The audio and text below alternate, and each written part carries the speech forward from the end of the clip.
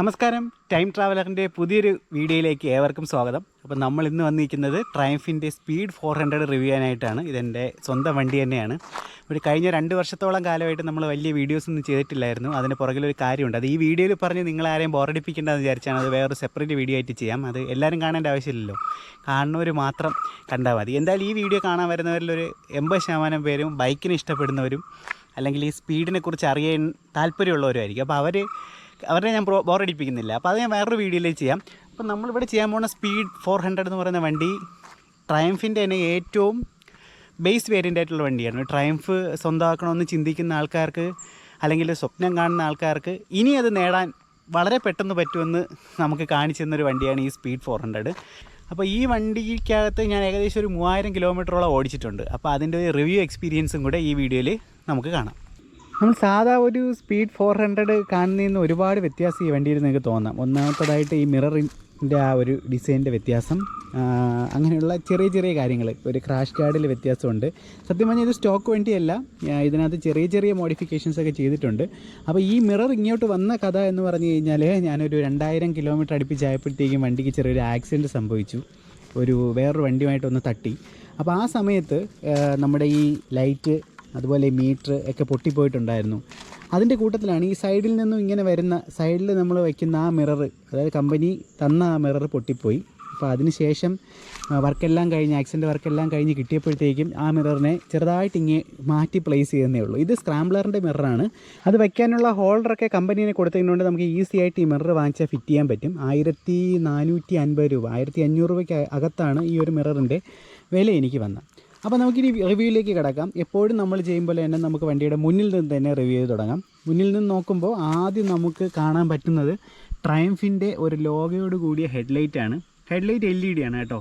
നമ്മൾ ഈ നോർമലായിട്ട് റൺ ചെയ്യുന്ന സമയത്ത് ഇതിനുള്ളിൽ ഈ റിംഗ് ലൈറ്റ് പോലുള്ള ലൈറ്റ് മാത്രമേ കത്തിക്കിടക്കാറുള്ളൂ. സാധാരണ വണ്ടികളിൽ സാധാരണ ഇപ്പോൾ ഇറങ്ങുന്ന എല്ലാ വണ്ടികളിലും നമുക്ക് ഫുൾ ലൈറ്റ് ഹെഡ്ലൈറ്റ് കത്തിക്കിടക്കും.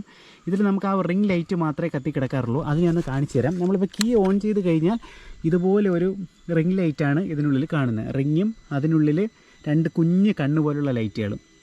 മുകളിൽ ഹെഡ്ലൈറ്റിൻ്റെ ഹൈ ബീമും താഴെ ലോ ബീമുമാണ് വന്നിരിക്കുന്നത്. പിന്നെ അതിന് തൊട്ട് മുകളിലായിട്ട് തന്നെ നമ്പർ പ്ലേറ്റ് പ്ലേസ് ചെയ്തിട്ടുണ്ട്. ഇനി നമുക്ക് നോക്കുന്നതിന് ഫ്രണ്ടിൽ നമുക്ക് USB ഫോർക്കാണ് വന്നിരിക്കുന്നത്. USB ഫോർക്ക് കമ്പനി എങ്ങനെ ഏതാണ് ഷോവയാണോ അങ്ങനെയൊന്നും മെൻഷൻ ചെയ്തിട്ടില്ല. USB ഫോർക്കാണ് വന്നിട്ടുള്ളത്. 2 സൈഡിലായിട്ട് നോർമലായിട്ടുള്ള 2 LED ഇൻഡിക്കേറ്റേഴ്സ് പ്ലേസ് ചെയ്തിട്ടുണ്ട്. പിന്നെ നമുക്ക് ഫ്രണ്ടിൽ ടയർ വന്നിരിക്കുന്നത് അപ്പോളോയുടെ ടയറാണ് ഇപ്പം എൻ്റെ വണ്ടിക്ക് കിട്ടിയിരിക്കുന്നത്. MRFൻ്റെ ടയർ വരുന്നുണ്ട്. അപ്പോളോയുടെ 110, 70, 17 സൈസിലുള്ള ഒരു നല്ല ഗ്രിപ്പോട് കൂടിയ ടയറാണ് ഫ്രണ്ടിൽ വന്നിരിക്കുന്നത്. അപ്പോളോ ആൽഫ H1 എന്ന് പറയുന്നതാണ് ഈ മോഡലിൻ്റെ പേര്. സെയിം ടയർ തന്നെയാണ് റിയറിലും കിട്ടിയിരിക്കുന്നത്. ആൽഫോയുടെ തന്നെയാണ് വന്നിരിക്കുന്നത്. MRF വരുന്ന വണ്ടികളും ഉണ്ട് എന്നാണ് അറിയാൻ കഴിഞ്ഞത്. ഞാനിതുവരെയും കണ്ടിട്ടില്ല, ഉണ്ടെന്നാണ് അറിയാൻ കഴിഞ്ഞത്. പിന്നെ USB ഫോർക്കിൻ്റെ രണ്ട് സൈഡിലായിട്ട് 2 റിഫ്ലക്ടർ കമ്പനി കൊടുത്തിട്ടുണ്ട്. ഫ്രണ്ട് മഡ് ഗാർഡ് ഒറ്റ നോട്ടത്തിൽ കണ്ടാൽ ഇത് മെറ്റലാണെന്ന് തോന്നുമെങ്കിലും ഇത് ഫൈബറിലാണ് മഡ് ഗാർഡ് ഉണ്ടാക്കിയിരിക്കുന്നത്. പക്ഷേ ക്വാളിറ്റി, എല്ലാ സാധനത്തിനും അതിൻ്റേതായിട്ടുള്ള ക്വാളിറ്റി കമ്പനി കൊടുത്തിട്ടുണ്ട്. ഈ ഒരു പീസ് മെറ്റലാണ് കേട്ടോ. ഇതിൽ കണക്ട് ചെയ്തിരിക്കുന്ന ഈ മഡ് ഗാർഡ് ഫൈബർ പീസാണ് വന്നിരിക്കുന്നത്. ഓട്ടത്തിൽ വേറെ വൈബ്രേഷനോ കാര്യങ്ങളോ ഒന്നുമില്ല. ഒറ്റ നോട്ടത്തിൽ കണ്ടാലും അതൊരു മെറ്റലാണെന്നേ പറയുള്ളൂ. ഇനി വീൽ റിമ്മിലേക്ക് നോക്കിക്കഴിഞ്ഞാൽ ഇവിടെ നമുക്ക് നല്ല അലോയ് വീൽസാണ് കിട്ടിയിരിക്കുന്നത്. അലോയ് വീൽസ് എന്ന് വെച്ചാൽ ഡിസൈൻ നാരോ ആയിട്ടുള്ള ഡിസൈനാണ് ഇവിടെ കൊടുത്തിരിക്കുന്നത്. പക്ഷേ കാണാൻ നല്ല ഭംഗിയാണ്. ദൂരെ നിന്ന് വണ്ടി ഓടി വരുന്നത് കാണാൻ തന്നെ നല്ലൊരു ഭംഗിയാണ്. ഇവിടെ നമുക്കൊരു ചെറിയൊരു പ്രൊട്ടക്ഷൻ കൊടുത്തിട്ടുണ്ട്. നമ്മൾ USB ഫോർക്കിൽ സ്ക്രാച്ചും കാര്യങ്ങളൊന്നും പൈപ്പിൽ വരാതിരിക്കാനായിട്ട് ഇവിടെ ഒരു ചെറിയ പ്രൊട്ടക്ഷൻ കൊടുത്തിട്ടുണ്ട്. മണ്ണും ചെളിയൊന്നും അടിച്ച് കയറാതിരിക്കാൻ വേണ്ടിയിട്ടൊരു പ്രൊട്ടക്ഷൻ കൊടുത്തിട്ടുണ്ട്. അങ്ങനൊരു കവർ ഇവിടെ വാങ്ങി ഇടാൻ പറ്റും. ഷോക്ക് പ്രൊട്ടക്ടർ എന്നാണ് നമ്മളതിനെ പറയുന്നത്. പിന്നെ മഡ് ഗാർഡ് മുഴുവനായിട്ടും ഈ ഒരു ഡിസൈനിലല്ല ചെയ്തിരിക്കുന്നത്. മഡ് ഗാർഡിൻ്റെ പുറകിലേക്ക് വരുമ്പോൾ ചെറിയൊരു എക്സ്റ്റൻഷനായിട്ട് ഇവിടെ ഒരു ബ്ലാക്ക് കളറുള്ള ഒരു പീസ് കമ്പനി കൊടുത്തിട്ടുണ്ട്. ഇനി നമുക്ക് ഹാൻഡിൽ ബാറിലേക്ക് പോകാം. ഹാൻഡിൽ ബാറിലെ അതിൻ്റെ സ്വിച്ചസ് നോക്കിക്കഴിഞ്ഞാൽ ഹാൻഡിൽ ബാർ നമുക്കൊരു അലൂമിനിയം ഹാൻഡിൽ ബാറാണ് വന്നിരിക്കുന്നത്. പക്ഷേ അതിൻ്റെ പെയിൻറ്റ് ക്വാളിറ്റിയൊക്കെ നല്ല എടുത്തു പറയേണ്ടതാട്ടോ. കാരണം നല്ല രീതിയിലുള്ള പെയിൻറ്റ് ക്വാളിറ്റി ഈ ട്രയംഫിൻ്റെ നമ്മുടെ സ്പീഡ് എടുത്താൽ ഏത് വണ്ടി എടുത്താലും തന്നെ അതിൻ്റെ ഓരോന്നിലും അതിൻ്റെ ബിൽറ്റ് ക്വാളിറ്റി നമുക്ക് നല്ലപോലെ തന്നെ ഫീൽ ചെയ്യും. ഈ ഒരു പ്രൈസ് റേഞ്ചിന്, അതായത് ഞാൻ വണ്ടി വാങ്ങിയത് ഏകദേശം കഴിഞ്ഞ ഒക്ടോബർ നവംബർ ആ ഒരു കാലയളവിലാണ് വണ്ടി ഞാൻ ഡെലിവറി എടുത്തത്. ആ ഒരു സമയത്ത് തന്നെ ഓഫർ ഉണ്ടായിരുന്നു വണ്ടിക്ക്. 2,95,000 സംതിങ് ആണ് എനിക്കന്ന് ഓൺ റോഡ് വന്നത് ഈ വണ്ടിക്ക് വില. ഇപ്പോൾ ഏകദേശം 3 ലക്ഷം അതായത് 10,000 രൂപ അന്ന് എനിക്ക് ഓഫറുണ്ടായി. ഇപ്പോൾ ഒരു 3-5 അടുപ്പിച്ച് ആയിട്ടുണ്ട് വില. അപ്പോൾ ആ ഒരു പ്രൈസ് റേഞ്ചിൽ നമുക്ക് കിട്ടുന്നതിൽ നല്ലൊരു ക്വാളിറ്റിയുള്ള വണ്ടി തന്നെയാണ് ട്രയംഫിൻ്റെ ഈ സ്പീഡ് 400. അപ്പോൾ നമുക്കിനി ഹാൻഡിൽ ബാറിൻ്റെ ലെഫ്റ്റ് സൈഡിൽ നിന്ന് തന്നെ സ്റ്റാർട്ട് ചെയ്യാം. ലെഫ്റ്റ് സൈഡിൽ നിന്ന് നോക്കുമ്പോൾ നമുക്കിവിടെ ആദ്യം ഒരു ഐ ബട്ടൺ കാണാം. ഈ ഐ ബട്ടൺ നമ്മുടെ ഈ മീറ്ററിനുള്ളിലെ സെറ്റിങ്സ് ചേഞ്ച് ചെയ്യാൻ വേണ്ടിയാണ് നമ്മൾ ഈ ഐ ബട്ടൺ യൂസ് ചെയ്യുന്നത്. ഐ ബട്ടൺ യൂസ് ചെയ്ത് ഇപ്പം എൻജിൻ ഓഫ് എന്ന് കാണാം. അത് നമ്മൾ മാറ്റിക്കഴിഞ്ഞാൽ ഇപ്പോൾ ട്രിപ്പ് 2 എന്ന് കാണാം. ഈ ട്രിപ്പ് 2 ചേഞ്ച് ചെയ്ത് നെക്സ്റ്റിലേക്ക് മാറ്റണമെങ്കിൽ ഇപ്പോൾ ഇത് കാണിക്കുന്ന ആവറേജ് എത്ര km/ലിറ്ററാണ് നമുക്ക് മൈലേജ് കിട്ടുന്നതെന്നാണ്. ഈ വണ്ടിയിലുള്ള ഫ്യൂൽ ഉപയോഗിച്ച് ഇനി എത്ര കിലോമീറ്റർ വണ്ടി റൺ ചെയ്യുന്നതാണ്. അപ്പോൾ ഈ ഒരു സെറ്റിങ്സൊക്കെ മാറ്റുന്നത് നമ്മുടെ ഈ ഐ ബട്ടൺ ഉപയോഗിച്ചാണ് ചേഞ്ച് ചെയ്യുന്നത്. ഓരോ പ്രസ്സിലും ചേഞ്ച് ആയിക്കൊണ്ടിരിക്കും. നമുക്കിപ്പോൾ ഒരു കിലോമീറ്റർ റീസെറ്റ് ചെയ്യണമെന്നുണ്ടെങ്കിൽ ആ കിലോമീറ്ററിൽ കൊണ്ട് ട്രിപ്പിൽ വന്നതിന് ശേഷം നമ്മളിത് പ്രസ് ചെയ്ത് പിടിച്ച് കഴിഞ്ഞാൽ ഓട്ടോമാറ്റിക്കായിട്ട് ഇവിടെ അത് ട്രിപ്പ് റീസെറ്റായി പോകും. അപ്പോൾ അതാണ് ഈ ഐ ബട്ടൺ. പിന്നെ ഇത് എല്ലാവർക്കും അറിയാം, ഡിമ്മും ബ്രൈറ്റും ബട്ടണാണ്. ഇവിടെ നമുക്ക് ഇൻഡിക്കേറ്റർ ഉണ്ട്, താഴെ ഹോണുണ്ട്, pass, high beam, low beam എല്ലാം ഒറ്റ സ്വിച്ചിലാണ് സെറ്റ് ചെയ്തിരിക്കുന്നത്. ഹോണിൻ്റെ കാര്യം പറഞ്ഞാൽ വലിയൊരു മികച്ചൊരു ഹോണെന്ന് പറയാൻ പറ്റില്ല, നോർമൽ ഒരു ഹോണാണ് ഇതിൽ കൊടുത്തിരിക്കുന്നത്. റൈറ്റ് സൈഡിലേക്ക് പോകുമ്പോൾ നമുക്കിവിടെ ഹസാർഡിന് വേണ്ടിയുള്ള സ്വിച്ച് ഉണ്ട്, 4-വേ ഇൻഡിക്കേറ്ററിന് വേണ്ടിയുള്ള സ്വിച്ചാണിത്. പിന്നെ engine kill, engine on switch, അതുപോലെ തന്നെ സെൽഫ് സ്റ്റാൻഡിൻ്റെ സ്വിച്ച്, ഇത്രയുമാണ് നമുക്ക് റൈറ്റ് സൈഡിൽ കിട്ടിയിരിക്കുന്നത്. ഈ വണ്ടി ഡുവൽ ചാനൽ ABS കൂടിയാണ് വരുന്നത്. അപ്പം ഇതാണ് ഫ്രണ്ട് ബ്രേക്കും അതിൻ്റെ സിസ്റ്റവും. നോർമൽ ഒരു ഡിസ്ക് ബ്രേക്കിനുള്ള സെറ്റിങ്സ് മാത്രമേ കൊടുത്തിട്ടുള്ളൂ. ക്ലച്ച് ആണെങ്കിലും കേബിളാണ് ക്ലച്ച്, അല്ലാതെ നമ്മുടെ ട്രയംഫിൻ്റെ വലിയ വണ്ടികൾ കാണും പോലെയുള്ള ഒരു ഫ്ലൂയിഡ് ക്ലച്ചൊന്നും അല്ല ഈ വണ്ടിയിൽ കൊടുത്തിരിക്കുന്നത്. ബേസിക് ആയിട്ടുള്ള ക്ലച്ചും കാര്യങ്ങളുമാണ്. പക്ഷേ ക്ലച്ച് മോഡറേറ്റ്ലി സോഫ്റ്റ് എന്ന് പറയാം. ഒരുപാട് അങ്ങ് ടൈറ്റും അല്ല, എങ്കിൽ ഒരുപാട് അങ്ങ് സോഫ്റ്റും അല്ലാത്ത ഒരു രീതിയിലാണ് ക്ലച്ച് പ്ലേസ് ചെയ്തിരിക്കുന്നത്. പിന്നെ മിററിലേക്ക് നമ്മൾ നോക്കുമ്പോൾ മറ്റു വണ്ടികളുടെ മിററിൽ നിന്ന് എനിക്ക് തോന്നിയൊരു വ്യത്യാസം, പുറകിൽ നിന്ന് വരുന്ന ആ വണ്ടികളെ നമുക്ക് നല്ലൊരു വിസിബിലിറ്റിയിൽ കാണാൻ പറ്റും. വൈബ്രേഷനോ കാര്യങ്ങളോ ഒന്നുമില്ല. അതിന് പുറമെ ഇതിനകത്തൊരു എപ്പോഴും ഒരു ടിൻറ്റ് എഫക്റ്റ്, ഒരു ബ്ലാക്ക് എഫക്റ്റ് എപ്പോഴും ഇതിനകത്തുണ്ട്. നമുക്ക് നല്ല വെയിലാണെങ്കിൽ പോലും നമുക്ക് മിററിൽ കൂടെ നോക്കിക്കഴിഞ്ഞാൽ ലൈറ്റ് ഷെയ്ഡായിട്ട് വണ്ടികളെല്ലാം നല്ല വ്യക്തമായിട്ട് കാണാൻ സാധിക്കും. ഇനി നമുക്ക് മീറ്ററിലേക്ക് പോകാം. മീറ്റർ കൺസോളിലേക്ക് നോക്കിക്കഴിഞ്ഞാൽ നല്ലൊരു ഉത്സവത്തിന് ലൈറ്റ് കത്തിച്ച പ്രതീതിയാണ് ഈ മീറ്ററിനകത്ത്. ഇതിനകത്ത് നമുക്ക് വാർണിംഗ് ലൈറ്റായിട്ട് ABSൻ്റെ ഉണ്ട്, ട്രാക്ഷൻ കൺട്രോൾ ഓണും ഓഫും ചെയ്യാനുള്ള ഓപ്ഷൻ നമുക്ക് ഇതിനകത്തുണ്ട്. പിന്നെ വണ്ടിയുടെ ഹീറ്റ് ലെവൽ കാണിക്കും. ഹീറ്റ് ലെവൽ എന്ന് പറഞ്ഞാൽ ഹീറ്റ് ലെവൽ കാണിക്കില്ല. ഹീറ്റ് എപ്പോഴെങ്കിലും എഞ്ചിൻ ഒരു ഓവർ ഹീറ്റിംഗ് സിറ്റുവേഷനിലേക്ക് പോയി കഴിഞ്ഞാൽ നമുക്ക് ഈ ഓവർ ഹീറ്റിൻ്റെ ലൈറ്റ് ഇതിൽ കത്തും. പിന്നെ oil warning lamp, oil pressure warning lamp, എപ്പോഴെങ്കിലും ഓയിലിൻ്റെ പ്രഷർ ഡ്രോപ്പ് ആവുന്ന സമയത്ത് ഈ വാർണിംഗ് ലാമ്പ് കത്തും. പിന്നെ നോർമലായിട്ട് നമ്മുടെ BS6 വണ്ടികളിലോട്ട് വന്ന സമയത്തുള്ള എൻജിൻ വാർണിംഗ് ലാമ്പ് ഇതിലുണ്ട്. പിന്നെ ഇതിൽ ഹൈ ബീം, ലോ ബീമിൻ്റെ ആ ഒരു ഇൻഡിക്കേഷൻ ലൈറ്റുണ്ട്. പിന്നെ ഇതിൽ നമുക്ക് മറ്റുള്ള വണ്ടികളിൽ അധികം കാണാത്ത ഒരു കാര്യം നമുക്കിതിൽ കാണാൻ പറ്റുന്നതെന്ന് വെച്ച് കഴിഞ്ഞാൽ ഇവിടെ ഒരു ചെറിയ ഒരു മണിയുടെ സിമ്പലുണ്ട്, നമ്മുടെ ബെല്ലിൻ്റെ സിമ്പലുണ്ട്. അപ്പോൾ അതെന്താണെന്ന് ഞാൻ പറഞ്ഞുതരാം, ഇത് കഴിഞ്ഞതിന് ശേഷം പറഞ്ഞുതരാം. പിന്നെ നമുക്കിവിടെ ഗിയർ പോസ്റ്റ് ഇൻഡിക്കേറ്റർ ഉണ്ട്. ഇവിടെ നമുക്ക് RPM കാണാൻ പറ്റും. പിന്നെ ഫ്യൂവൽ എത്രയുണ്ടെന്ന് ഫ്യൂവലിൻ്റെ ലെവലുണ്ട്. പിന്നെ മുകളിലായിട്ട് ട്രിപ്പ് മീറ്റർ ഉണ്ട്. അപ്പോൾ ട്രിപ്പ് മീറ്റർ എന്ന് പറയുമ്പോൾ ഇതിനകത്ത് ട്രിപ്പ് 1 ഉണ്ട്, ട്രിപ്പ് 2 ഉണ്ട്, ആവറേജ് ഫ്യൂവൽ എഫിഷ്യൻസി എത്രയാണെന്നറിയാം. ഇനി ഡിസ്റ്റൻസ് ടു MT എത്ര, ഈ ടാങ്കിലുള്ള പെട്രോളിൽ എത്ര കിലോമീറ്റർ റൺ ചെയ്യുമെന്ന് കാണിക്കും. പിന്നെ traction control on and of ഉണ്ട്. നമുക്ക് ഇത് പ്രസ് ചെയ്ത് ഈ ഐ ബട്ടൺ പ്രസ് ചെയ്ത് പിടിച്ച് കഴിഞ്ഞാൽ, നമ്മുടെ ഈ ഐ ബട്ടൺ പ്രസ് ചെയ്ത് പിടിച്ച് കഴിഞ്ഞാൽ നമുക്ക് ഈ ട്രാക്ഷൻ കൺട്രോൾ ഓഫ് ചെയ്യാനും ഓൺ ചെയ്യാനുമുള്ള ഓപ്ഷനുണ്ട്. ഇപ്പോൾ ട്രാക്ഷൻ കൺട്രോൾ ഓൺ ആണ്, നമ്മളിത് പ്രസ് ചെയ്ത് പിടിച്ചിട്ടുണ്ടെങ്കിൽ ട്രാക്ഷൻ കൺട്രോൾ ഓഫ് ആവും. പിന്നെ സൈഡ് സ്റ്റാൻഡ് ഇൻഡിക്കേറ്റർ ഉണ്ട്. പിന്നെ സെറ്റ് ബട്ടണിനകത്ത് കോമൺലി നമ്മുടെ ഈ മീറ്ററിനുള്ളിലെ ടൈം കാര്യങ്ങളൊക്കെ സെറ്റ് ചെയ്യാനാണ് ആ സെറ്റ് ബട്ടൺ. പിന്നെ ഓടോ, ഇത്രയാണ് ഒരു ബേസിക് മീറ്ററാണ്. പക്ഷേ ഒരുവിധമുള്ള ഇൻഫർമേഷൻ എല്ലാം ഈ മീറ്ററിനകത്ത് കൊടുത്തിട്ടുണ്ട് കമ്പനി. അപ്പോൾ നമ്മൾ ഈ കീ റിമൂവ് ചെയ്ത് കഴിഞ്ഞാൽ നമുക്കിവിടെ അല്ലെങ്കിൽ വണ്ടി ഓഫ് ചെയ്ത് കഴിഞ്ഞാലും മതി, നമുക്കിവിടെ ഒരു ബെല്ലിൻ്റെ സിമ്പൽ ഇങ്ങനെ എപ്പോഴും ഇങ്ങനെ ബ്ലിങ്ക് ചെയ്ത് കത്തുന്നതായിട്ട് കാണാം. ഒരു റെഡ് കളറിൽ ഇങ്ങനെ ബ്ലിങ്ക് ചെയ്ത് കത്തും. അതെന്തെന്ന് വെച്ചാൽ അത് ഈ എൻജിൻ ഇമ്മൊബിലൈസർ എന്ന് പറയുന്ന ആ ഒരു സിസ്റ്റമാണ്. അതായത് നമ്മുടെ താക്കോലിനുള്ളിലൊരു ചിപ്പുണ്ട്, ആ ചിപ്പും വണ്ടിക്കുള്ളിലെ ചിപ്പുമായിട്ട് കണക്റ്റ് ആയാൽ മാത്രമേ, അല്ലെങ്കിൽ കമ്മ്യൂണിക്കേറ്റ് ചെയ്താൽ മാത്രമേ നമുക്ക് ഈ വണ്ടി എന്ത് ചെയ്യാൻ പറ്റൂ, സ്റ്റാർട്ട് ചെയ്യാൻ പറ്റൂ. അത് ഡ്യൂപ്ലിക്കേറ്റായിട്ട് നമ്മളൊരു താക്കോല് പ്രിൻറ്റ് ചെയ്ത് കൊണ്ടുവന്ന് നമ്മൾ ഇതിനകത്ത് ഇട്ട് കഴിഞ്ഞാൽ വണ്ടി നമുക്ക് എന്ത് ചെയ്യാൻ പറ്റില്ല, കീ ഓൺ ചെയ്യാൻ പറ്റുമായിരിക്കും, പക്ഷേ വണ്ടി സ്റ്റാർട്ട് ആവത്തില്ല. സ്റ്റാർട്ട് ചെയ്യണമെന്നുണ്ടെങ്കിൽ നമുക്ക് ഈ ഒരു ഇമ്മൊബിലൈസർ, അതായത് നമ്മുടെ താക്കോലിനുള്ളിലെ ചിപ്പുമായിട്ട് വണ്ടി കമ്മ്യൂണിക്കേറ്റ് ചെയ്താൽ മാത്രമേ നമുക്ക് എന്ത് ചെയ്യാൻ പറ്റുള്ളൂ, ഈ വണ്ടി സ്റ്റാർട്ട് ചെയ്യാൻ പറ്റുള്ളൂ. അപ്പോൾ നമ്മൾ ശ്രദ്ധിക്കേണ്ട ഒരു കാര്യം, നമ്മുടെ താക്കോലിൻ്റെ കൂടെ 2 കീ കിട്ടും. കീയൊക്കെ വളരെ രസമുള്ള കീയാണ് കാണാനും. പിന്നെ നമ്മൾ കയ്യിൽ കൊണ്ടു കിടക്കുമ്പോൾ ട്രയംഫ് എന്നുള്ള ഒരു എന്താ പറയുക, ഒരു ഫീലിംഗ് എപ്പോഴും കിട്ടത്തക്ക രീതിയിൽ തന്നെയാണ് കമ്പനി കീ ഡിസൈൻ ചെയ്തിരിക്കുന്നത്. അപ്പോൾ ഈ കീയുടെ ഒപ്പം ഉള്ള മറ്റേ കീയിൽ, ഇപ്പോൾ എൻ്റെ മറ്റേ കീയിലാണ് ഞാൻ ഇട്ടേക്കുന്നത്, വീട്ടിൽ സൂക്ഷിച്ച് വെച്ചിട്ടുണ്ട്, ഒരു ചെറിയൊരു തകിടിൽ നമ്പർ എഴുതിയിട്ടുണ്ടാവും. ആ നമ്പർ നമ്മൾ ഒരിക്കലും എന്ത് ചെയ്യാൻ പാടില്ല, കളയാൻ പാടില്ല. എന്തെങ്കിലും കാരണവശാൽ 2 കീ നഷ്ടപ്പെട്ടു പോയി കഴിഞ്ഞാൽ നമ്മൾ ആ നമ്പർ ഉപയോഗിച്ച് വേണം ഡ്യൂപ്ലിക്കേറ്റ് കമ്പനിയിൽ നിന്ന് എന്ത് ചെയ്യാൻ, വരുത്താൻ. കമ്പനിയിൽ നിന്ന് മാത്രമേ ഇത് വരുത്താൻ പറ്റുള്ളൂ. ഇനി നമുക്ക് വണ്ടിയുടെ എൻജിൻ സ്പെസിഫിക്കേഷനിലേക്ക് പോകാം. എൻജിൻ്റെ ഡിസ്പ്ലേസ്മെൻറ്റ് വന്നിട്ട് 398.15 cc ആണ് എൻജിൻ്റെ ഡിസ്പ്ലേസ്മെൻറ്റ് വരുന്നത്. Engine 4 valve liquid cooled DOHC single cylinder എഞ്ചിനാണ്. നോർമലി ഈ ഒരു 400 cc വണ്ടികളിലൊക്കെ വരുന്ന അതേ എഞ്ചിനാണ്. പിന്നെ ഇതിൽ നമുക്ക് 8000 RPM 40 PS പവറും മാക്സിമം ടോർക്ക് 37.5 Nm ടോർക്ക് നമുക്ക് 6500 RPM കിട്ടുന്നത്. ഇതൊക്കെ ടെക്നിക്കൽ സ്പെസിഫിക്കേഷൻസ് ആണ്. പിന്നെ ഇതിനകത്ത് എടുത്തു പറയേണ്ട ഒരു കാര്യം, ഈ എൻജിനിലേക്ക് നോക്കുമ്പോൾ തന്നെ അറിയാം, മറ്റ് വണ്ടികളുടെ നിന്ന് യാതൊരുവിധ കോപ്പിയടി ഇല്ലാതെ ട്രയംഫ് ഉണ്ടാക്കിയ ഒരു എൻജിനാണെന്ന് പറയാം. നമ്മൾ ഈ ഒരു ട്രയംഫിൻ്റെ സ്പീഡ് 400 എന്ന് പറയുന്ന വണ്ടി ഇറങ്ങുന്നു എന്നറിഞ്ഞപ്പോൾ തന്നെ പലരും പറഞ്ഞതെന്ന് വെച്ചാൽ അത് ബജാജുമായിട്ടുള്ളൊരു കൊളാബിലാണ് വണ്ടി ഇവിടെ ഇറങ്ങുന്നത്. അപ്പോൾ ഈ വണ്ടി എന്ന് പറയുന്നത് നമ്മുടെ ഡോമിനാറിൽ നിന്നും കടമെടുത്ത എൻജിനൊക്കെ ആയിട്ടാണ് വരുന്നതെന്ന് പറഞ്ഞു. ഇതിനു മുന്നേ ഈ വണ്ടി ഇറങ്ങിയിട്ട് ഏകദേശം ഇപ്പം 1 വർഷം അടുപ്പിച്ചാവാറാകുന്നുണ്ട്. അപ്പോൾ ഇതിനു മുന്നേ റിവ്യൂ ചെയ്ത എല്ലാവരും പറഞ്ഞൊരു കാര്യമാണ്, അത് ഞാനും ഒന്നും കൂടെ ഒന്ന് ഓർപ്പിക്കുന്നതേ ഉള്ളൂ. ഇതിൻ്റെ ഡ്രൈവ് ചെയിൻ റൈറ്റ് സൈഡിലാണ്, ഡോമിനാറിനത് ലെഫ്റ്റ് സൈഡിലാണ്. അപ്പോൾ ഓവറോൾ ഒരു മെക്കാനിക്കായിട്ടുള്ള ഒരാൾക്ക് അല്ലെങ്കിൽ ഒരു എഞ്ചിനെക്കുറിച്ച് അറിയാമെന്നുള്ള ഒരാൾക്ക് അറിയാം എന്തുമാത്രം ടെക്നിക്കൽ ചേഞ്ചസ് വരുത്തിയാൽ മാത്രമാണ് ഒരു ഗിയർ ബോക്സിനെ ഒരു സൈഡിൽ നിന്ന് മറ്റൊരു സൈഡിലേക്ക് ഷിഫ്റ്റ് ചെയ്യാൻ പറ്റുള്ളൂ എന്നുള്ള കാര്യം എല്ലാവർക്കും അറിയാം. അപ്പോൾ അത് ട്രയംഫ് പറയുന്ന അവരുടേതായിട്ട് ഡിസൈൻ ചെയ്ത് ഇറക്കിയ ഒരു എൻജിൻ തന്നെയാണിത്. നമുക്കൊരു ട്രയംഫിൻ്റെ ലോഗോ കാണാം. പിന്നെ എല്ലാ ട്രയംഫിൻ്റെ വണ്ടികളിലുള്ളതുപോലെ നമുക്കൊരു ട്രയാങ്കിൾ ഷേപ്പിലാണ് ഓയിൽ സമ്പും അതിൻ്റെ ആ കാര്യങ്ങളും എല്ലാം വന്നിരിക്കുന്നത്. പിന്നെ നമുക്കിവിടെ നല്ലൊരു എയർ കൂളിംഗ് സിസ്റ്റവും കൂടെ കൊടുത്തിട്ടുണ്ട്. നമ്മുടെ വണ്ടി ലിക്വിഡ് കൂൾഡാണ്. ലിക്വിഡ് കൂളിൻ്റെ റിസർവോയറും കാര്യങ്ങളൊക്കെ അടിയിലായിട്ടാണ് വന്നിരിക്കുന്നത്, കാണാൻ സാധ്യമല്ല. അപ്പോൾ ആ ഒരു ലിക്വിഡ് കൂൾഡും അതിൻ്റെ റേഡിയേറ്ററും കാര്യങ്ങളും എല്ലാം നമുക്കിവിടെ കമ്പനി പേസ് ചെയ്തിട്ടുണ്ട്. പക്ഷേ എങ്കിലും അതിനോടൊപ്പം തന്നെ കൂളിംഗ് ഫിൻസും കൊടുത്തിട്ടുണ്ട്. ഇത് വളരെ അങ്ങനെ വണ്ടികളിലൊന്നും അധികം കണ്ടിട്ടില്ല. ട്രയംഫ് ചെയ്ത നല്ലൊരു കാര്യമാണ്. ഒരു എക്സ്ട്രാ കൂളിംഗ് ഇവിടെ ട്രയംഫ് പ്രൊവൈഡ് ചെയ്തിട്ടുണ്ട്.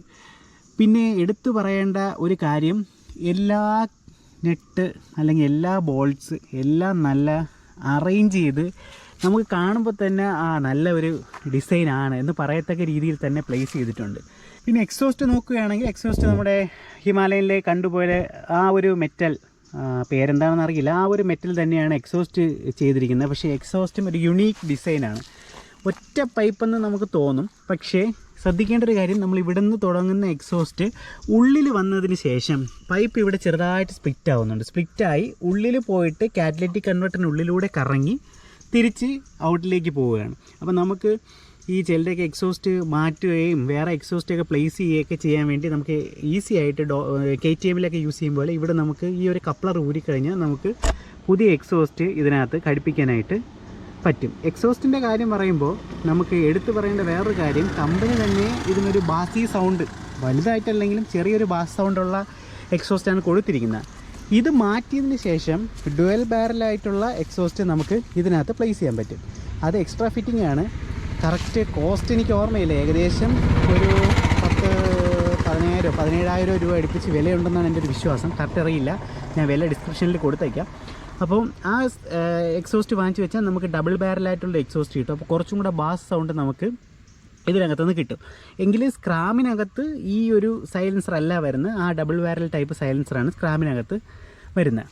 പിന്നെ നമ്മൾ നോക്കുമ്പോഴത്തേക്കും റിസർവോയർ ടാങ്കും കാര്യങ്ങളൊക്കെ ഇവിടെയാണ് പ്ലേസ് ചെയ്തിരിക്കുന്നത്. ഈ ഒരു സൈഡിലായിട്ട് തന്നെയാണ് ബ്രേക്ക് ഫ്ലൂയിഡിൻ്റെ കാര്യങ്ങളെല്ലാം ഈ ഒരു സൈഡിലായിട്ടാണ് പ്ലേസ് ചെയ്തിരിക്കുന്നത്.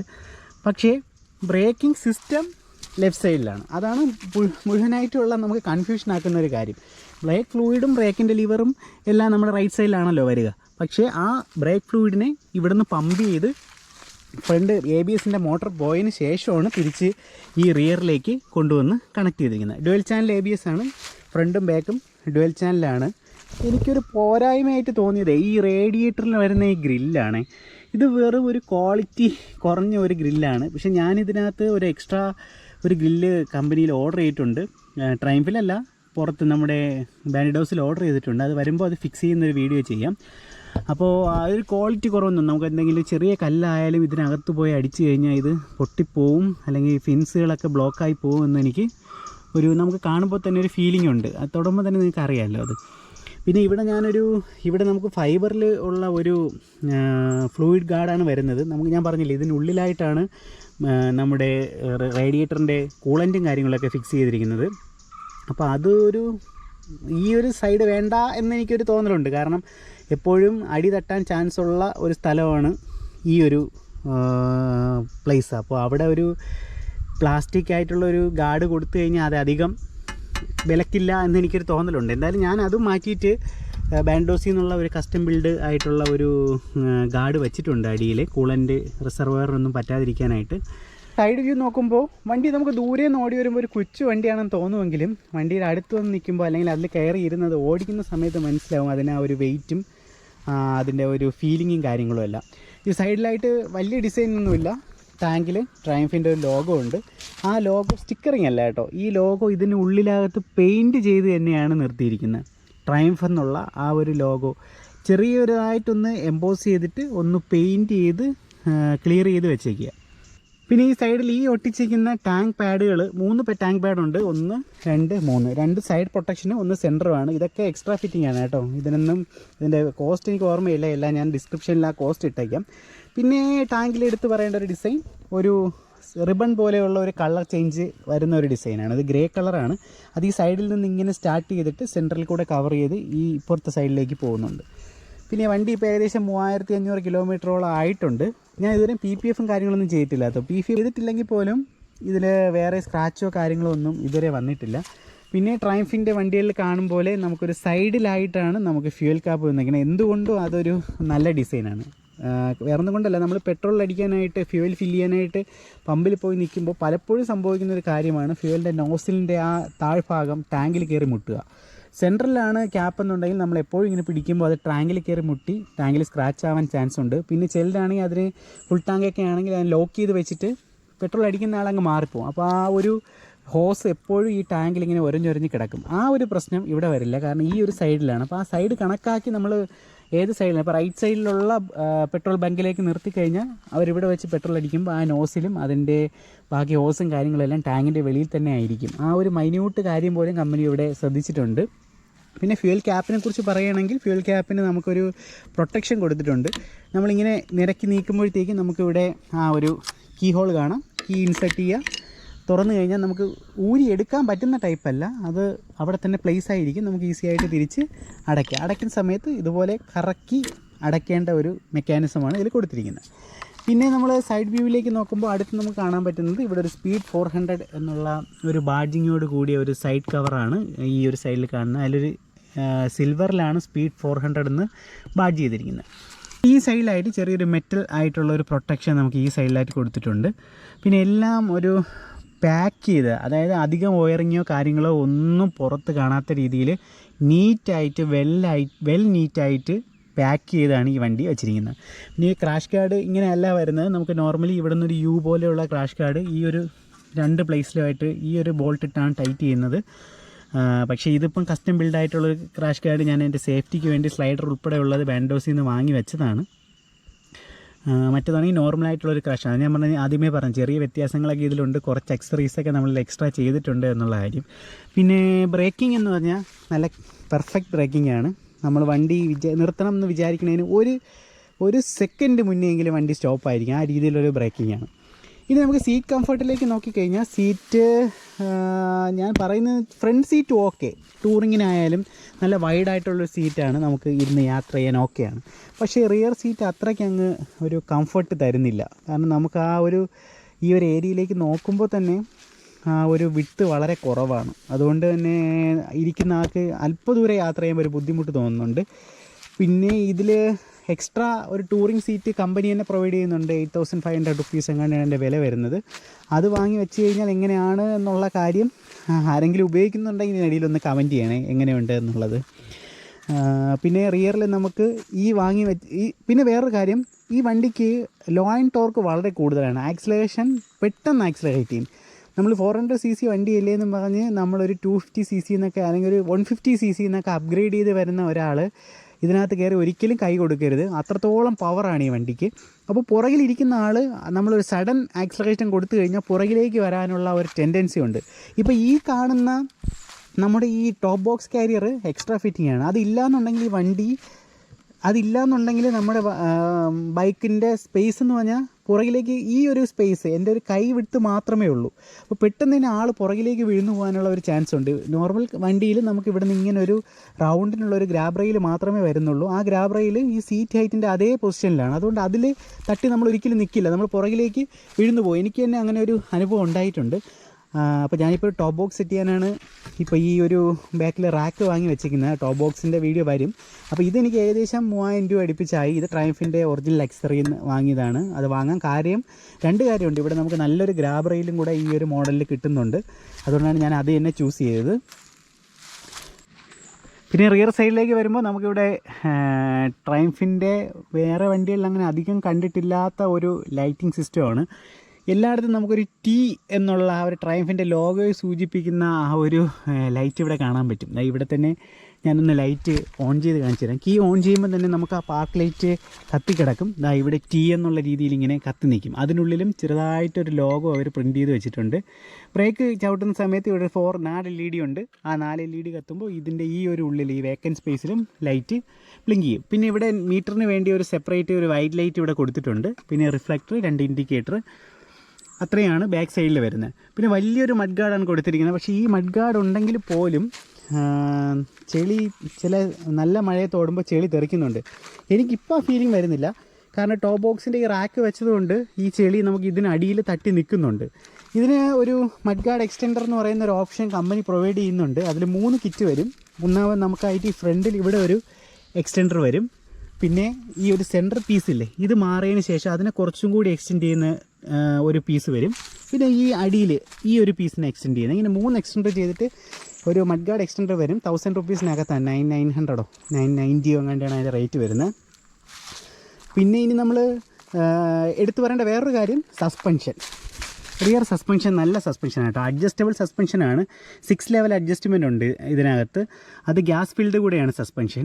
മറ്റുള്ള വണ്ടിയിൽ നിന്നും വ്യത്യസ്തമായിട്ട് സസ്പെൻഷൻ ഒരു സൈഡിലേക്കാണ് നിൽക്കുന്നത്. ഇപ്പോൾ ഡ്യൂക്ക് ആയാലും അല്ലെങ്കിൽ സെൻട്രൽ സസ്പെൻഷൻ വരുന്ന വണ്ടികൾ നോക്കിക്കഴിഞ്ഞാൽ അതിലെല്ലാത്തിലും ഈ ഒരു സെൻട്രൽ പോർഷനിലേക്കായിരിക്കും വരുന്നത്. മോണോ സസ്പെൻഷൻ വരുന്ന വണ്ടികളിലൊക്കെ ഈ ഒരു സെൻട്രൽ പോർഷനിലായിരിക്കും വരുന്നത്. പക്ഷേ ട്രയംഫ് അതിനെ ഒരു സൈഡിലേക്ക് ഒതുക്കിയാണ്, ഈ ഒരു സൈഡിലായിട്ടാണ് പ്ലേസ് ചെയ്തിരിക്കുന്നത്. അതൊരു നല്ല ഒരു ഡിസൈനാണ് എന്ന് തോന്നി. അതുപോലെ തന്നെ വർക്കിങ്ങും പെർഫെക്റ്റ് ആണ് കേട്ടോ. പിന്നെ റിയർ ടയറിലേക്ക് വന്നു കഴിഞ്ഞാൽ നമുക്ക് റിയർ ടയർ വരുന്നത് അപ്പോളോ തന്നെയാണ്. ആൽഫ H1 ആണ്. ഞാൻ ഫ്രണ്ടിൽ പറഞ്ഞു അപ്പോളോ ആൽഫ H1 ആണ് വന്നിരിക്കുന്നത്. ടയർ സൈസ് വന്നിട്ട് നമുക്ക് 150 ആണ് വന്നിരിക്കുന്നത്. 150, 60, R17 സൈസിലുള്ള 150, 60 പ്രൊഫൈലിലുള്ള ടയറാണ് നമുക്ക് ഈ വണ്ടിയിൽ വന്നിരിക്കുന്നത്. നല്ല റോഡ് ഗ്രിപ്പാണ്. ബ്രേക്കിങ്ങും അപാര ബ്രേക്കിംഗ് ആണ് കേട്ടോ. യൂസ് ചെയ്യുന്നവർക്കറിയാം അതെങ്ങനെയാണ് എന്നുള്ളത്. ഇതിനേക്കാളും നല്ല ടയറുകൾ വേറെ കാണും. പക്ഷേ വണ്ടിയോടൊപ്പം ഈ ഒരു ടൈപ്പ് ടയർ അല്ലെങ്കിൽ ഈ ഒരു ഇത്രയും ക്വാളിറ്റിയുള്ള ടയർ തരുന്നു എന്നുള്ളത് വലിയൊരു കാര്യം തന്നെയാണ്. ഫസ്റ്റ് ഇനി ഹീറ്റിങ്ങിൻ്റെ കാര്യം ചോദിച്ചു കഴിഞ്ഞാൽ ഒരു ചെറിയ രീതിയിലുള്ള ഹീറ്റുണ്ട്. അത് റണ്ണിങ്ങിലൊന്നും നമ്മൾ അറിയില്ല. ട്രാഫിക്കിൽ നിൽക്കുന്ന സമയത്ത്, നോർമൽ നിൽക്കുന്ന സമയത്ത് അറിയില്ല. എപ്പോഴാണ് റേഡിയേറ്റർ ഫാൻ ഓൺ ആകുന്നത്, റേഡിയേറ്റർ ഫാൻ നിങ്ങൾക്ക് കാണാൻ പറ്റുമെന്ന് അറിയില്ല. ഇതിൻ്റെ ഉള്ളിലായിട്ടാണ് പ്ലേസ് ചെയ്തിരിക്കുന്നത്. റേഡിയേറ്റർ ഫാൻ ഓൺ ആയി കഴിയുമ്പോൾ ആ ഒരു റേഡിയേറ്റർ ഫാന് റേഡിയേറ്ററിലെ ഹീറ്റും വലിച്ചെടുത്ത് അത് നമ്മുടെ ഈ ഫിൻസിനുള്ളിൽ കൂടെ നമ്മുടെ ഡ്രൈവറിൻ്റെ കാലിലേക്ക് വരും. അപ്പോൾ ഒരു ഹീറ്റ് നമുക്കറിയാം. നമ്മുടെ കാലിനുള്ളിൽ കൂടെ ഇങ്ങനെയാണ്, ഈ ഒരു ത്രോയിലാണ് അത് പാസ് ചെയ്ത് വെളിയിലേക്ക് പോകുന്നത്. അപ്പോൾ റേഡിയേറ്റർ ഫാൻ ഓൺ ആവുന്ന സമയത്ത് റണ്ണിങ്ങിൽ അറിയില്ല, അല്ലാതെ നമ്മൾ ട്രാഫിക്കിലൊക്കെ നിൽക്കുന്ന സമയത്ത് റേഡിയേറ്റർ ഫാൻ ഓൺ ആവുന്ന സമയത്ത് നമുക്ക് ചെറിയൊരു ഹീറ്റ് കാലിൽ അനുഭവപ്പെടും. അത്രയേ ഉള്ളൂ. അല്ലാതെ വലിയൊരു ഹീറ്റിംഗ് എന്ന് പറയാനായിട്ട് വണ്ടിക്കില്ല. ടാങ്ക് കപ്പാസിറ്റി വരുന്നത് 13 ലിറ്ററാണ് ടാങ്ക് കപ്പാസിറ്റി വരുന്നത്. മൈലേജ് ഒരു ആവറേജ് ഒരു 28-32 മൈലേജ് നമുക്ക് ഈ വണ്ടിയിൽ കിട്ടും. ഈ ഒരു സൈഡിലായിട്ട് ഒരു USB പോർട്ട് എന്ന് എഴുതിയിട്ടുണ്ടെങ്കിൽ C ടൈപ്പ് പോർട്ടാണ് മൊബൈൽ ചാർജിങ്ങിനായിട്ട് കമ്പനി കൊടുത്തിട്ടുണ്ട്. അത് വാട്ടർ പ്രൂഫാണ് കേട്ടോ. ഇങ്ങനെ അടച്ചു വെച്ച് കഴിഞ്ഞാൽ വെള്ളമൊന്നും കയറത്തില്ല. ഇതുവരെ അങ്ങനെയുള്ള പ്രശ്നമൊന്നും ഉണ്ടായിട്ടില്ല. അപ്പോൾ ഇത്രയും കാര്യങ്ങളൊക്കെ പറഞ്ഞെന്നും ഞാൻ ഈ ഒരു 3000 കിലോമീറ്റർ ഓടിയെന്നും എനിക്ക് തോന്നിയ ചെറിയ 2 പോരായ്മകൾ പറയാം. ഒന്നാമത്തെ കാര്യം, നമ്മുടെ ഈ ഒരു മീറ്ററിനുള്ളിൽ ഫ്യൂവൽ ഗേജ് കറക്റ്റല്ല. നമുക്കറിയാം പണ്ട് തൊട്ടേ ഈ ട്രയംഫ് വണ്ടികളുടെ ഇലക്ട്രോണിക്സിൽ ചെറിയ പ്രശ്നങ്ങളുണ്ട് എന്നിങ്ങനെ പറയാറുണ്ട്. ഇപ്പോൾ സ്ട്രെല്ലിൻ്റെ വീഡിയോസൊക്കെ കണ്ടു നോക്കിയാലും അറിയാം. കുറ്റം പറയുന്നതല്ല, എല്ലാം ഒരാൾക്ക് പെർഫെക്റ്റ് ആക്കാൻ പറ്റില്ലല്ലോ, എന്തെങ്കിലും ഡിഫക്റ്റിലുണ്ടാവും. അത് അപ്ഡേഷനിലൂടെ പരിഹരിക്കാമെന്നാണ് പറയുന്നത്. ഇപ്പോൾ 2-3 അപ്ഡേഷനായി വണ്ടിയുടെ പെർഫോമൻസിലും ABSൻ്റെ സെറ്റിങ്സിലും. സ്റ്റോളിങ് എഫക്റ്റ് എന്നും പറഞ്ഞ് വണ്ടിക്ക് ഒരു പ്രശ്നം ഉണ്ടായിരുന്നു. വണ്ടി നമ്മളിപ്പോൾ ഒന്ന് കൈ കൊടുത്ത് വന്ന് പെട്ടെന്ന് ആക്സിലേറ്റർ കുറച്ച് കഴിഞ്ഞാൽ വണ്ടി ഓഫ് ആവുന്ന ഒരു പ്രശ്നം ഉണ്ടായിരുന്നു. പക്ഷേ എൻ്റെ വണ്ടിക്ക് ഇതുവരെ അത് ഉണ്ടായിട്ടില്ല. അതിനുവേണ്ടി വണ്ടി ഇപ്പോൾ നമുക്ക് 2 തവണ നമുക്ക് സോഫ്റ്റ്വെയർ അപ്ഡേറ്റ് തന്നിട്ടുണ്ട്. എൻ്റെ വണ്ടിക്ക് ഇതുവരെ പ്രശ്നങ്ങളില്ല. പക്ഷേ ലാസ്റ്റ് അപ്ഡേറ്റ് വന്നപ്പോഴത്തേക്കും പ്രശ്നം ഉണ്ടായിരുന്ന എല്ലാവർക്കും അത് ഏകദേശമൊക്കെ മാറി വരുന്നെന്നാണ് അറിയാൻ കഴിഞ്ഞത്. ഞങ്ങൾക്കൊരു ഗ്രൂപ്പുണ്ട്, TSOC കേരള എന്നും പറഞ്ഞൊരു വാട്സാപ്പ് ഗ്രൂപ്പുണ്ട് ട്രയംഫിൻ്റെ. അപ്പോൾ അതിനുള്ളിൽ ഇങ്ങനെയുള്ള എല്ലാ അപ്ഡേറ്റുകളും കാര്യങ്ങളും നമുക്ക് എന്തെങ്കിലും ഒരു അത്യാവശ്യം ഒരു പാർട്സ് അറേഞ്ച് ചെയ്യണോ ഒക്കെയുള്ള അത്യാവശ്യമൊക്കെ വരുമ്പോഴേ നമ്മൾ അതിനകത്തൊരു ഹെൽപ്പ് ചോദിച്ചു കഴിഞ്ഞാൽ വളരെ ഹെൽപ്ഫുള്ളും എഫിഷ്യൻറ്റുമായിട്ട് നടന്നു പോകുന്ന ഒരു വാട്സാപ്പ് ഗ്രൂപ്പാണ് TSOC കേരള. അപ്പോൾ അതിനുള്ളിൽ നമുക്കിങ്ങനെ അപ്ഡേറ്റ്സുകൾ കിട്ടിക്കൊണ്ടിരിക്കും. പിന്നെ ഒരു കംപ്ലൈൻ്റായിട്ട് വേറൊന്നും അങ്ങനെ കംപ്ലൈൻ്റായിട്ട് പറയാനായിട്ട് വണ്ടിക്ക് വന്നിട്ടില്ല. ആ ഒരു പ്രശ്നം മാത്രമാണ് ഒരു നെഗറ്റീവായിട്ട് എനിക്ക് തോന്നിയിട്ടുള്ളത്. ഹൈവേ റൈഡിങ്ങിനൊക്കെ ബെസ്റ്റാണ്, ലോങ് ഡ്രൈവ് ചെയ്യാൻ പ്രശ്നമൊന്നുമില്ല. പക്ഷേ ഇവിടെ ഒരു വിൻസ്ക്രീനും കൂടെ പ്ലേസ് ചെയ്ത് കഴിഞ്ഞാൽ കുറച്ചും കൂടെ ഒരു നമുക്കൊരു എയറിൽ നിന്നുള്ള പ്രൊട്ടക്ഷൻ കിട്ടും. കുറച്ചുകൂടെ ഒരു എയർ പോക്കറ്റിൻ്റെ ഉള്ളിലിരുന്ന് നമുക്ക് ഓടിക്കാൻ പറ്റും. കമ്പനി നമുക്കൊരു വിൻസ്ക്രീൽഡ് പ്രൊവൈഡ് ചെയ്യുന്നുണ്ട്. അത് ഞാൻ ആദ്യം വെച്ചിട്ടുണ്ടായിരുന്നു. ആ ആക്സിഡൻറ്റിൽ അത് പൊട്ടിയതിന് ശേഷം റിമൂവ് ചെയ്ത് കളഞ്ഞതാണ്. അതൊരു വൈറ്റ് കളർ, ഞാൻ എൻ്റെ ഫോട്ടോ ഉണ്ടെങ്കിൽ ഇവിടെ കൊടുത്തേക്കാം. അത് നമ്മളൊരു പ്യുവർ ഗ്ലാസ് മോഡലിലുള്ള ഒരു വിൻഷീൽഡാണ്. പക്ഷേ നല്ല ക്വാളിറ്റിയൊക്കെ നല്ല ക്വാളിറ്റി ആയിരുന്നു. പക്ഷേ അധികം പൊക്കം കിട്ടത്തില്ല. ഒരു എന്താ പറയുക, ഒരു കൈ അകലം പൊക്കം മാത്രമേ നമുക്ക് ഈ ഒരു സൈഡിലായിട്ട് കിട്ടുള്ളൂ. വലിയ മീൻ പ്രൊട്ടക്ഷൻ കിട്ടത്തില്ല എങ്കിലും അത് ഒരു ബിൽഡ് ക്വാളിറ്റി എല്ലാം വെച്ച് നോക്കുമ്പം ഓക്കെ, ഗുഡായിരുന്നു അത്. അപ്പോൾ അതിന് പകരം ഞാനിപ്പോൾ വേറൊരു വിൻസ്ക്രീൻ, ഒരു വലിയ ടൈപ്പ് വിൻസ്ക്രീൻ ഓർഡർ ചെയ്തിട്ടുണ്ട്. അതൊക്കെ ഓരോന്നായിട്ട് ഇനി നമ്മളെ വീഡിയോസിൽ നെക്സ്റ്റ് വീഡിയോസിൽ ഓരോ ഇൻസ്റ്റാൾ ചെയ്ത വീഡിയോസ് വരും. ഓവറോൾ വണ്ടിയുടെ പെർഫോമൻസും എല്ലാത്തിലും ഞാൻ സാറ്റിസ്ഫൈഡ് ആണ് ഈ 3000 കിലോമീറ്റർ റൺ ചെയ്തതിലും. അടുത്ത നമ്മൾ ഇതിൻ്റെ സർവീസിനെ കുറിച്ച് പറയുകയാണെങ്കിൽ ട്രയംഫ് ട്രിവാൻഡ്രത്താണ് സർവീസ് ചെയ്യുന്നത്. വണ്ടി സർവീസിൽ എനിക്കിതുവരെ നെഗറ്റീവ് ഫീലിങ്സ് ഒന്നും ഉണ്ടായിട്ടില്ല. സർവീസിൽ നിന്നുള്ള പെരുമാറ്റമാണെങ്കിലും അവരുടെ റെസ്പോൺസ് ആണെങ്കിലും ഒക്കെ വളരെ ക്വിക്കായിട്ടുള്ള റെസ്പോൺസ് ആയിരുന്നു. ഇപ്പോൾ ഈ ഒരു പുതിയ വണ്ടിയാണ്, എന്നിട്ട് പോലും ആക്സിഡൻറ്റ് നടന്ന് ഇൻഷുറൻസിൻ്റെ ആ ഒരു ക്ലെയിം പ്രൊസീജിയറിൻ്റെ താമസം മാത്രമേ ഉണ്ടായിരുന്നുള്ളൂ. അത് കഴിഞ്ഞ് ഇവാലുവേറ്റർ വന്ന് നോക്കി എല്ലാം അപ്രൂവൽ ചെയ്തതിന് ശേഷം എനിക്കൊരു 10 to 12 ഡേയ്സിനുള്ളിൽ എനിക്ക് വണ്ടി എടുക്കാൻ പറ്റി. വണ്ടി നല്ലൊരു ഫ്രണ്ടിൽ നല്ലൊരു കൊളിഷനാണ് ഉണ്ടായത് കേട്ടോ. എന്നിട്ട് പോലും വേറൊന്നും പറ്റിയിട്ടില്ല. ഈ ലൈറ്റിനുള്ളിൽ ലൈറ്റിൻ്റെ ഗ്ലാസ് ഒന്നും പൊട്ടിയിട്ടില്ല. അകത്ത് ഈ ട്രയംഫ് എന്നുകൊണ്ട് ലോഗോ പൊട്ടിപ്പോയി. പിന്നെ എൻ്റെ ഹെൽമെറ്റ് തട്ടിയതിന് ശേഷം ഈ മീറ്റർ പൊട്ടിപ്പോയി കേട്ടോ. അപ്പോൾ അത് രണ്ടും റീപ്ലേസ് ചെയ്തു. പിന്നെ ഹാൻഡിൽ ബാറിലൊരു ബെൻഡുണ്ട്, ഹാൻഡിൽ ബാറും മിററും അത് മാറ്റിയിട്ടുണ്ട്. പിന്നെ സൈഡിൽ ഗിയർ ലിവർ, ഇത്രയും സാധനങ്ങളാണ് ചേഞ്ച് ചെയ്തത്. പക്ഷേ ഇതെല്ലാം വളരെ പെട്ടെന്ന് തന്നെ കമ്പനി വരുത്തി ഒരു രണ്ടാഴ്ച മാക്സിമം അതിനുള്ളിൽ എനിക്ക് വണ്ടി അവർ ഡെലിവറി ചെയ്ത് തന്നു കേട്ടോ. അപ്പോൾ സർവീസിൻ്റെ കാര്യത്തിൽ സാറ്റിസ്ഫൈഡ് ആണ്. ഇനി സർവീസ് കോസ്റ്റും കാര്യങ്ങളൊക്കെ നോക്കുകയാണെങ്കിൽ നമുക്ക് ലൈവായിട്ട് തന്നെ എല്ലാം ട്രയംഫിൻ്റെ എല്ലാം ഓപ്പൺ ആണ് കേട്ടോ. അതായത് എക്സ്ട്രാ പൈസ വാങ്ങി അത് എന്തായാലും ഇനി എക്സ്ട്രാ നമ്മുടെ വാങ്ങിയാലും ശരി തന്നെ, അങ്ങനെ വാങ്ങിയിട്ടുണ്ടെങ്കിൽ ട്രയംഫിൻ്റെ ഈ ആപ്പിനകത്ത് നമുക്ക് അറിയാൻ പറ്റും. ഇതിനകത്ത് നമുക്ക് നമ്മുടെ സർവീസിനകത്ത് മൈ സർവീസസിനകത്ത് കയറി കഴിഞ്ഞാൽ നമുക്ക് എല്ലാ ഡീറ്റെയിൽസും അറിയാൻ പറ്റും. ഇവിടെ നിന്ന് കാണാം. ഇപ്പോൾ ഞാൻ ചെയ്തിരിക്കുന്ന സർവീസ് 28 ഡിസംബറിൽ ആദ്യത്തെ സർവീസ് ചെയ്തിട്ടുണ്ട്. അത് പൈനിയർ മോട്ടോറാണ്, ട്രിവാൻഡ്രത്ത് പൈനിയർ മോട്ടോറാണ് ഇതിൻ്റെ ഡീലർ. അപ്പോൾ 2056 രൂപയാണ് എനിക്ക് ഫസ്റ്റ് സർവീസിന് വന്നത്. ഇൻവോയ്സ് എല്ലാം നമുക്കിവിടെ ഡൗൺലോഡ് ചെയ്യാൻ പറ്റും. അതുപോലെ തന്നെ സെക്കൻഡ് ഞാനൊരു റണ്ണിങ് റിപ്പയറിന് പോയിട്ടുണ്ടായിരുന്നു 3343. ഈ റണ്ണിങ് റിപ്പയർ 3343 വന്നത് നമുക്ക് ഈ റിയറിൻ്റെ ഈ പ്ലേസ് ചെയ്തിരിക്കുന്ന ഈ ഒരു റാക്കും, ടോപ്പ് ബോക്സിൻ്റെ റാക്കും അതിനോടൊപ്പം ഈ ടാങ്ക് പാഡ് അങ്ങനെയുള്ള കാര്യങ്ങളെല്ലാം കൂടെ ചേർത്താണ് എനിക്കൊന്ന് 3343 വന്നിരിക്കുന്നത്. പിന്നെ ഇപ്പോൾ ഈ കാണുന്ന 33,073 രൂപ എന്ന് പറഞ്ഞാൽ നമ്മുടെ ഇപ്പോൾ ലാസ്റ്റ് ഈ ആക്സിഡൻറ്റ് റിപ്പയറിനായ ആ ഒരു ജോബിൻ്റെ പ്രൈസാണ് 33,070 രൂപ.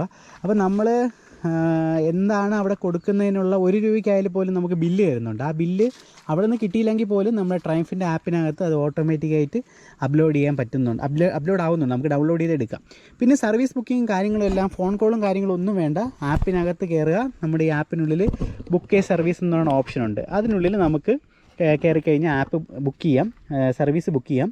പിന്നെ എത്ര ദിവസമാണ് ഇനി എനിക്ക് 285 ദിവസം ആണ് അടുത്ത സർവീസ് ഡ്യൂവിനുള്ള സമയം. അതെല്ലാം ഇതിനകത്ത് കാണിക്കും.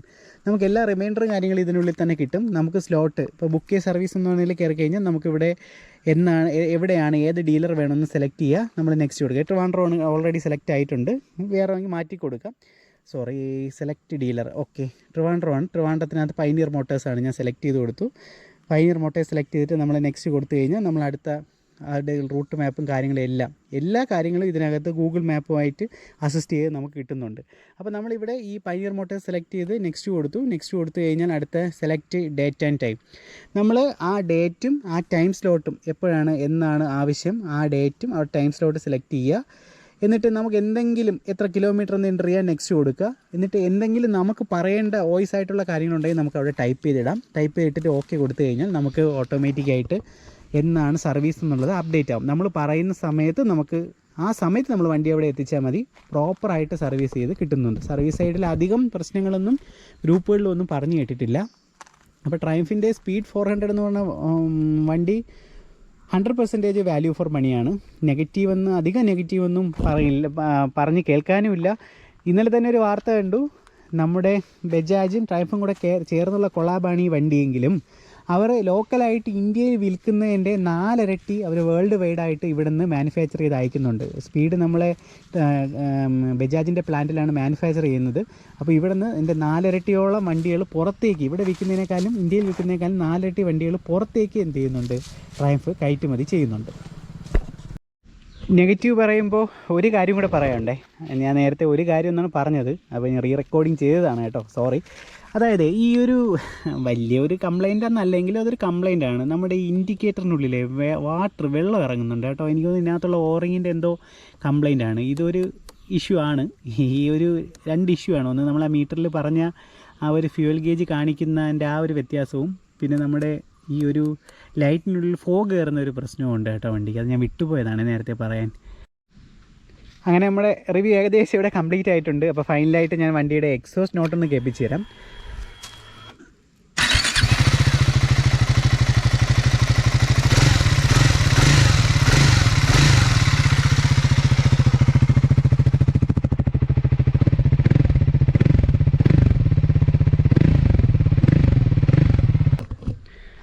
അപ്പോൾ ഇത്രയൊക്കെയാണ് നമ്മുടെ സ്പീഡ് 400 കുറിച്ച് എനിക്ക് പറയാനുള്ള കാര്യങ്ങൾ. ഇതിൽ നെഗറ്റീവായിട്ട് എനിക്ക് തോന്നിയ കാര്യങ്ങളും അതുപോലെ അതിൻ്റെ പോസിറ്റീവ് കാര്യങ്ങളും സർവീസ് കോസ്റ്റ് കാര്യങ്ങളെല്ലാം പറഞ്ഞിട്ടുണ്ട്. പറയാൻ വിട്ടുപോയൊരു കാര്യം സർവീസ് ഇൻ്റർവെല്ലാണ്. സർവീസ് ഇൻ്റർവെൽ വന്നിട്ട് നമുക്ക് ഫസ്റ്റ് സർവീസ് 1000 കിലോമീറ്ററിലാണ്. അത് ഞാൻ ആ ഇൻവോയ്സ് കാണിച്ചെന്നല്ലോ, 2000 സംതിങ് രൂപ അതിനകത്ത് റേറ്റ് വരുന്നുണ്ട്. ഓയിൽ ഫിൽറ്റർ കാര്യങ്ങളെല്ലാം അവർ ചേഞ്ച് ചെയ്യുന്നുണ്ട് അതിൽ. അത് കഴിഞ്ഞ് കഴിഞ്ഞാൽ നെക്സ്റ്റ് നമുക്ക് വരുന്നത് 16000 കിലോമീറ്ററിൽ, ഓയിൽ ചേഞ്ചും 16000 കിലോമീറ്ററിലാണ്. ഇപ്പോൾ നമ്മുടെ ഗ്രൂപ്പിൽ തന്നെ ഒരാൾ 16000 കിലോമീറ്റർ ആയിട്ടേ ഓയിൽ മാറിയിട്ടുള്ളൂ. കമ്പനി റെക്കമെൻഡ് ചെയ്യുന്നത് 16000 കിലോമീറ്ററാണ്. ചിലർ എൻ്റെ പകുതി 8000 കിലോമീറ്ററിൽ ഓയിൽ ഫിൽറ്റർ ചേഞ്ച് ചെയ്യുന്നവരുണ്ട്. എങ്കിലും 16000 കിലോമീറ്ററാണ്. അതിന് അറൗണ്ട് ഒരു 10,000 കോസ്റ്റ് വരും. എത്രയാണെന്ന് കറക്റ്റ് അറിയുന്നില്ല. ഞാൻ ഈ വീഡിയോ അപ്ലോഡ് ചെയ്യുന്ന സമയത്ത് ഗ്രൂപ്പിലോ എവിടെയെങ്കിലും ഇൻവോയ്സോ കാര്യങ്ങളോ ആരെങ്കിലും ഇട്ടിട്ടുണ്ടെന്നുണ്ടെങ്കിൽ ഞാൻ അതിൻ്റെ ആ റേറ്റും കൂടി ഡിസ്ക്രിപ്ഷനിൽ കൊടുത്തേക്കാം. അപ്പോൾ വീഡിയോ ഇഷ്ടമായി എന്ന് കരുതുന്നു. സ്പീഡ് 400 എന്ന് പറയുന്ന ഈ ഒരു ട്രയംഫിൻ്റെ വണ്ടി സ്വന്തമാക്കാൻ ആഗ്രഹിക്കുന്നവർ ഒരിക്കലും ഒരു നിരാശയിലേക്ക് എത്തില്ല. വണ്ടി നമുക്ക് എത്ര ഓടിച്ചാലും നമുക്ക് ആ ഒരു മടുപ്പും ഫീൽ ചെയ്യില്ല. സ്പീഡ് 400 അല്ലാതെ സ്ക്രാംബ്ലർ 400 എന്ന് പറയുന്ന ഒരു വണ്ടിയും കൂടി ഈ ഒരു ബേസ് വേരിയൻറ്റിൽ ട്രയംഫിനുണ്ട്. സ്ക്രാംബ്ലർ വന്നിട്ട് ഒരു ഓഫ് റോഡ് വെഹിക്കിളാണ്. കുറച്ചുകൂടി പൊക്കം കൂടുതലുണ്ട്. ഫ്രണ്ട് ടയറിൻ്റെയൊക്കെ പ്രൊഫൈൽ വ്യത്യാസമുണ്ട്. ചെയിൻ സ്പ്രോക്കറ്റിൻ്റെ പല്ലിൻ്റെ എണ്ണത്തിലുള്ള പ്രൊഫൈൽ വ്യത്യാസമുണ്ട്. എൻജിൻ്റെ ട്യൂണിങ്ങിൽ വ്യത്യാസമുണ്ട്. ഓവറോൾ 2 വണ്ടി ഓടിക്കുമ്പോൾ നമുക്ക് നല്ലൊരു വ്യത്യാസം ഫീൽ ചെയ്യുന്നുണ്ട്. ലോ ആൻഡ് ടോർക്ക് ഇതിനേക്കാളും ഒരുപാട് കൂടുതൽ മറ്റേ വണ്ടിയായിട്ടാണ്. അപ്പം സ്ക്രാംബ്ലറും സ്പീഡും തമ്മിലൊരു കമ്പാരിസൺ അല്ല. അപ്പോൾ ഇനി കണ്ടിന്യൂസ് ആയിട്ട് നമ്മുടെ ട്രാവൽ റിലേറ്റഡ് ആയിട്ടും വാഹന വിശേഷങ്ങളുമായിട്ടുള്ള വീഡിയോസൊക്കെ വരും. അപ്പോൾ വീഡിയോസ് എല്ലാം ഇഷ്ടപ്പെടുന്നുണ്ടെങ്കിൽ ലൈക്ക് ചെയ്ത് ഷെയർ ചെയ്ത് ഒന്ന് സബ്സ്ക്രൈബ് ചെയ്ത് സപ്പോർട്ട് ചെയ്യുക. അപ്പോൾ അടുത്ത വീഡിയോ ആയിട്ട് കാണാം. അതുവരെ ബൈ.